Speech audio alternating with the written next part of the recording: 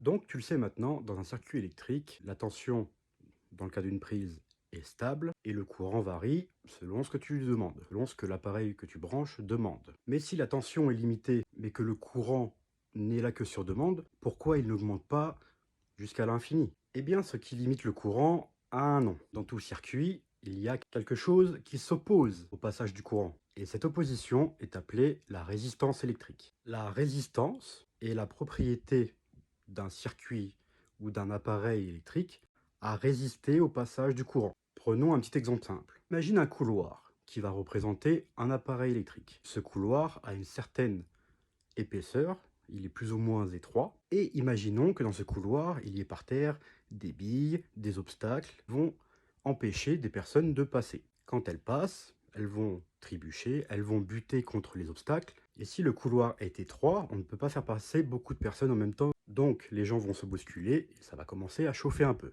Une lampe, un radiateur ou un simple câble électrique n'ont pas la même résistance. C'est donc pour ça que le courant est limité. Et on l'a vu, si un appareil est en défaut, qu'il appelle beaucoup trop de courant, le disjoncteur va sauter. Donc retiens ça, chaque appareil a une résistance qui limite le courant. C'est pour ça qu'il varie. Dans la prochaine vidéo, on verra comment la tension, l'intensité et la résistance sont liées. Si tu veux en apprendre un peu plus chaque jour sur l'électricité, abonne-toi.